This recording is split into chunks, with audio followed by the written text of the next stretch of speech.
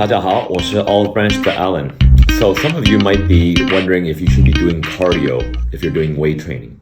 Well, I'm here to tell you that actually, if you're doing weight training alone, you don't need to do more cardio, and why it's actually better for you. First off, we need to define the word cardio. When people talk about cardio, what do they exactly mean?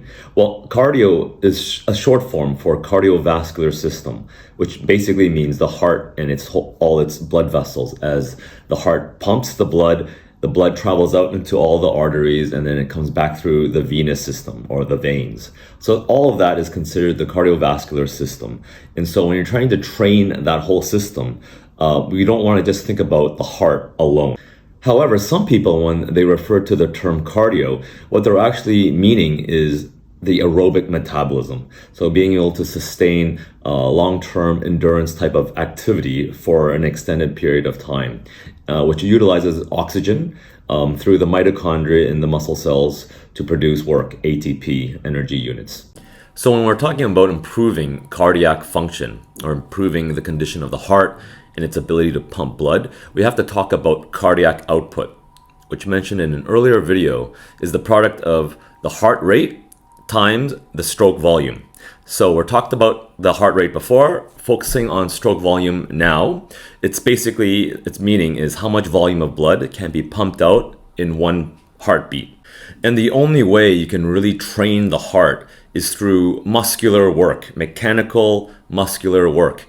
You can't just train the heart by eating more or by sleeping more. Like that's not how the heart will really respond to increased activity level. It always has to be through the muscles in the body, your skeletal muscles, movement, lifting something heavy, moving fast. That's the best way because the heart acts as a supportive role. It has to supply blood to the muscles. So if you're trying to work the heart, then you must ask a demand of the heart, which then it can work harder to increase its fitness level. So what is the best way to improve stroke volume? Well, that is weight training, and that's the reason is because the best way to increase cardiac function or stroke volume is by allowing the heart to pump out more blood. That's the stroke volume, but it's a closed circuit. So the amount of blood that can be pumped out by the heart is in respect to how much blood can return back to the heart from your veins, your venous return. And so if you look at the anatomy, all the veins are usually surrounded by skeletal muscles throughout your body. And so your veins work like a step, like a ladder, where the blood travels up and then it can't flow back down because it has a one-way valve. And then it travels up to the next level, and then slowly it kind of inches its way back to the heart.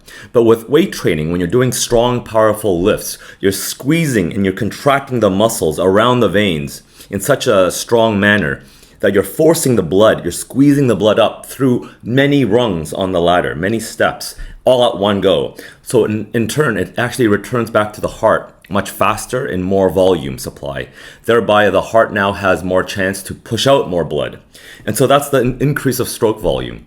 And you want that because the more blood that leaves the heart, the more of a backwash there will be. Because at the base of the aorta, where all the blood leaves the heart, is a little hole that actually leads blood into the coronary arteries, the arteries that's fueling the heart itself.